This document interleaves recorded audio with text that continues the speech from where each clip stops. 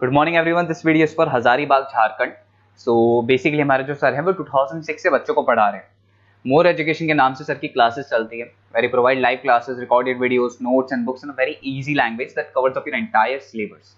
In this video we'll talk about your course specializations, about the best colleges for you, placements कैसी रहेंगी, salary expectations क्या रहेंगी, इन सभी चीजों को डिटेल में डिस्कस करेंगे। If you find this video informative, then do like the video, subscribe to our channel, hit the bell icon. Thank you very much. ये वीडियो मैं उन स्टूडेंट्स के लिए बना रहा हूँ those who are planning for MBA का plan कर रहे हैं, टॉप 20 स्कूल से प्लान कर रहे हैं। उसके लिए एक एग्जाम लगता है कॉमन एडमिशन टेस्ट। इसके ऊपर बहुत डिटेल में डिस्कस करेंगे। आईएम्स तक कैसे पहुंचना है उसको अपन डिस्कस करेंगे। इसके अंदर कैट एग्जाम की इंपॉर्टेंट डेट्स, कैट एग्जाम क्या होता है, एग्जामिनेशन पैटर्न क्या है, एलिजिबिलिटी क्या है, एग्जामिनेशन स्ट्रेटजीज क्या है, कैसे आपको एग्जाम देना चाहिए, आईएम्स तक पहुंचेंगे तो उसके कट ऑफ्स क्या होंगे और नॉन आईएम्स कॉलेज के कट ऑफ क्या होंगे, सब डिस्कस करेंगे। न्यूज़पेपर में आया था 42% कम 2027 तक मशीनें करेंगी। तो आर्टिफिशियल इंटेलिजेंस और मशीन लर्निंग की बहुत जबरदस्त डिमांड आने वाली है। तो आप लोग एमबीए में जो स्पेशलाइजेशन चूज करेंगे, वर्ल्ड इकोनॉमिक फोरम भी ये बात बोल रहा है कि इसमें फास्टेस्ट ग्रोइंग जॉब जिसमें आपको big data specialist, fintech engineer, AIML, software developer 2025 से लेकर 30 के बीच में इनकी डिमांड आएगी। तो आप एमबीए में जो स्पेशलाइजेशन चूज करें उसमें ये वाले स्पेशलाइजेशन रखना, फिनटेक वाला, बिग डेटा वाला, इसकी जबरदस्त डिमांड आने वाली है। बहुत सारी जॉब्स है जो जाने वाली है, जैसे 2025 से 30 के बीच में आपका पोस्ट ऑफिस क्लर्क है, बैंक टेलर है, data entry, cashier, ticket checker. अगर आप कैशियर की बात करें, जरूरत ही नहीं है बैंक में, आप विड्रॉल भी मशीन से कर रहे हो, डिपॉजिट भी मशीन में करवा रहे हो, पासबुक अपडेट मशीन से हो रही है, तो यहाँ पे मशीनें काम कर रही है। तो बहुत सारी जॉब्स आने वाली और जाने वाली है। तो आप स्पेशलाइजेशन वो चूज करना जिसकी मार्केट में जबरदस्त डिमांड है। बेसिकली मेरा क्लासेस चलता है, मैं एमबीए को पढ़ा रहा हूँ 2006 से। 17-18 साल का एक्सपीरियंस है, बहुत सारे बच्चे निकाल चुका हूँ मेरे पास। अब देखो आपको क्लासेस दिखाई दे रही होंगी। उसके अलावा सबसे इंपॉर्टेंट चीज, IIM अहमदाबाद। मैं हर साल बच्चों को IIM अहमदाबाद लेके जाता हूँ। 50-60 स्टूडेंट्स जाते हैं, साथ में मेरे लेक्चर्स भी होते हैं वहाँ पे। तो आप लोग, IIM Ahmedabad is a dream college of MBA. अगर मैं एमबीए की बात करूँ तो एमबीए का जो ड्रीम कॉलेज है वो IIM अहमदाबाद है। तो आप ये मान के चलो, इस कॉलेज के लिए बच्चा पढ़ता है और कैट का एग्जाम देता है। अगर यहाँ से बच्चा निकलता है तो बहुत बड़ा पैकेज लेके निकलेगा। देखो हर साल मैं बच्चों को लेके जाता हूँ, दिख रहा होगा आपको। उसके अलावा मैं मुंबई में पढ़ा रहा हूँ, जयपुर में मैं पढ़ा रहा हूँ। अच्छा, अलग अलग कॉलेजेस में एज अ गेस्ट में वर्क कर रहा हूँ। अच्छा, 2008 से मैं बुक्स भी लिख रहा हूँ। तो 2006 में पढ़ाना शुरू किया था, 18 साल हो गए, और 16 साल से मैं बुक लिख रहा हूँ। 2008-10 में बहुत सारी बुक्स लिखी है। मेरे वीडियोस भी हैं, आपको यूट्यूब पे वीडियोस मिल जाएंगे। मैं सैंपल्स आपको शेयर करूंगा जो जिसका रिक्वायरमेंट होगा।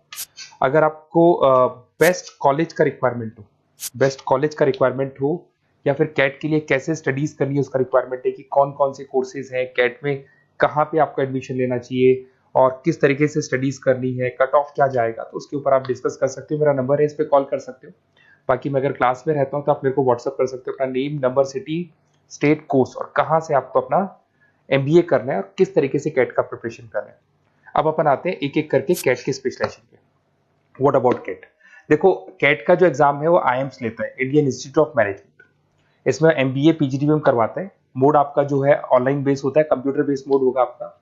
ड्यूरेशन 2 घंटे का आपका पेपर होगा। इसमें आपको verbal ability, reading comprehensive, data interpretation, logical reasoning and quant मिलेगा। तो 3 सेक्शन में डिवाइडेड है पेपर। आपको हर सेक्शन में 40 मिनट्स मिलती है। 2 घंटे का आपका पेपर है, तो उसको कंप्लीट करना है।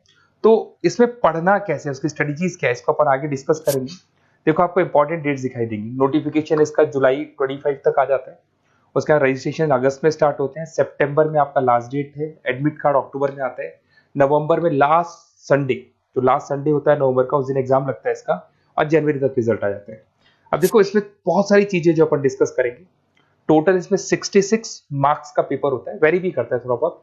40 मिनट्स पर सेक्शन को मिलता है।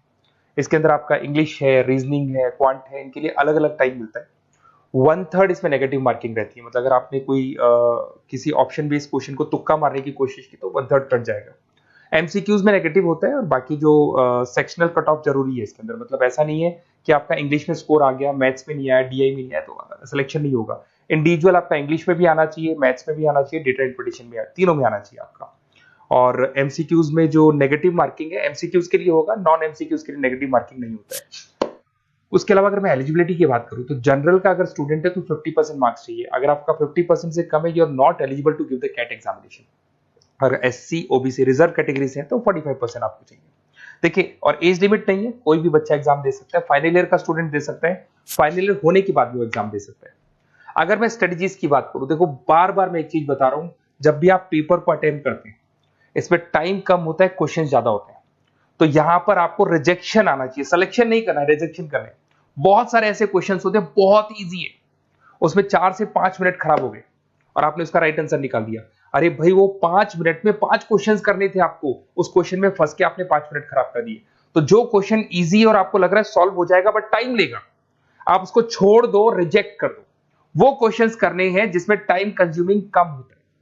आप अगर टाइम को एकदम से वेस्ट कर देंगे ना, तो बाद में रियलाइज होगा टाइम चला गया, क्योंकि मैनेजमेंट एप्टीट्यूड टेस्ट है, जैसे गवर्नमेंट एग्जाम के टेस्ट होते हैं, तो यहां पर क्या टाइम सबसे बड़ा इंपॉर्टेंट फैक्टर होता है आपका। तो बेसिकली एक्यूरेसी होना चाहिए, स्पीड होना चाहिए और आपका टाइम बैलेंस होना चाहिए, और साथ के साथ कौन सा क्वेश्चन छोड़ना है और कौन सा करना है। बहुत सारे क्वेश्चन होते हैं जिसमें लालच देता है, करो करो करो, बाद में पता लगता है फंस गया उस क्वेश्चन के अंदर, और फंसने का टाइम चला गया। तो टाइम नहीं जाना है इसके अंदर। उसके अलावा देखो, अगर मैं आईएम्स की बात करता हूँ, आईएम्स में 99% आईएम अहमदाबाद इज 99% आपको चाहिए। उसके बाद में अगर मैं बात कर दूं, बेंगलोर 99, कोलकाता 99, लखनऊ में 97 to 98 चाहिए, इंदौर कोझीकोड में 95 to 97। तो परसेंटाइल तो मान के चलो, अगर आपको टॉप कॉलेज चाहिए ना, तो 99 प्लस परसेंटाइल चाहिए आपको, ठीक है। उसके अलावा अगर अपन देखते हैं एफएमएस दिल्ली, नॉन एक्सेप्टेबल, जो कैट का एग्जाम तो लेते हैं बट नॉन आईएम से, वो भी 99 मांगता है। एसपी जैन भी 85 to 95 मांगेगा। एमडीआई गुड़गांव 95 परसेंटाइल मांगता है। आईएनटी गाजियाबाद 85 to 90 मांग रहे हैं। तो कॉलेजेस तो बहुत हैं, और ये मान के चलो आप 80 से लेके 99 के बीच में अगर आ जाते हो तो आपको टॉप 20 स्कूल्स मिल जाएंगे। अगर आईएम्स भी नहीं मिलता है तो उसके नीचे के स्कूल्स मिल जाएंगे। बाकी अगर इसको डिटेल में आपको डिस्कस करना है तो मेरा नंबर है, आप कॉल कर सकते हैं। अच्छा, उसके अलावा मेरा नंबर आपको दे दिया मैंने, अगर मैं कल क्लास में हूं या कॉलेज में और फोन नहीं उठाता हूं तो व्हाट्सएप कर देना, अपन डिटेल में डिस्कस करेंगे सारी चीजें, और कहां से आपको कैट करना चाहिए, कौन सा इंस्टीट्यूट बेस्ट रहेगा वो भी मैं आपसे डिस्कस करूंगा, कौन से कॉलेज में आपका एडमिशन लेना चाहिए वो भी डिस्कस करेंगे, किस तरीके से आपको पढ़ाई करनी है, नोट्स कैसे मिलेंगे, वीडियोस कैसे मिलेंगे, सब डिस्कस करेंगे। Okay, best of luck for your CAT examinations, और कोई कॉलेज से रिलेटेड क्वेरी है तो वही आप मेरे को कॉल कर सकते हैं। Okay, best of luck.